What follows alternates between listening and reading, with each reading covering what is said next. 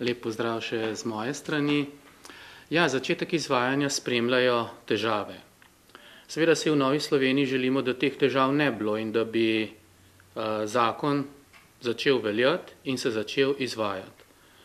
Zakon posega za ljudi, ki so predvsem iz ranljivih skupin, zelo, zelo pomembno področje.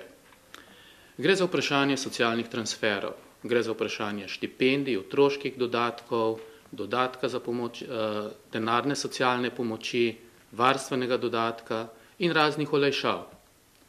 V ta sistem je vključenih več kot 600 000 Slovencev. Zato si nikakor ne moremo privoščiti, da bi ti ljudje ostali brez pravic zaradi težav, ki bodo lahko nastopile pri začetku izvajanja zakona. Na to nas opozarja stroka, na to nas opozarjajo uporabniki. Samo nekaj konkretnih zadev. Informacijska aplikacija, ki ne bi zagotavljala delovanje enotne vstopne točke, še ni bila preizkušena v praksi, samo v nekih testnih situacijah. Nihče ne ve, kako se bo obnašala v praksi. Ljudje bodo 1. decembra začeli vlagati vloge, aplikacija bo na voljo sredi decembra v centrih za socialno delo. Sama vloga, poglejte si na spletu, je zelo komplicirana. Ima več kot 12 strani. Strokovni delavci na centrih za socialno delo pravijo, da bodo sami upravičenci jo zelo, zelo težko izpolnjevali.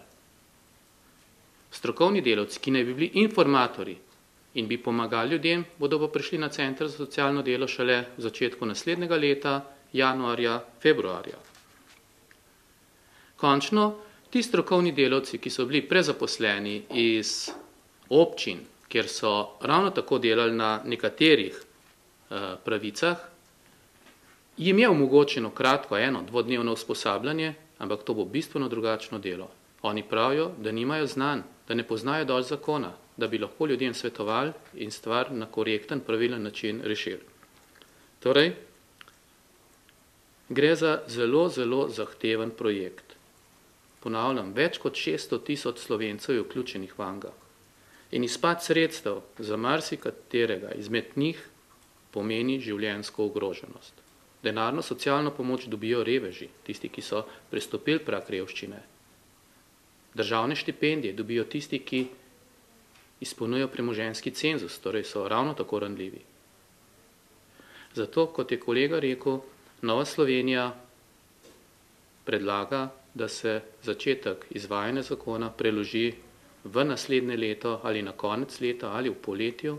Ministrstvo pa v tem času odgovorno nadaljuje s pripravami na izvajanje in začne izvajati zakon takrat, ko bo v celoti pripravljeno.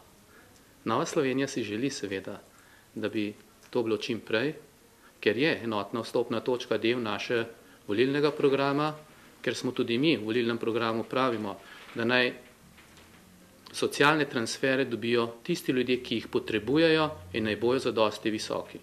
Ampak nikakor pa se ne sme zgoditi, da bi katerikoli izmed ljudi, ki so upravičeni za te transfere, bil prikrajšan.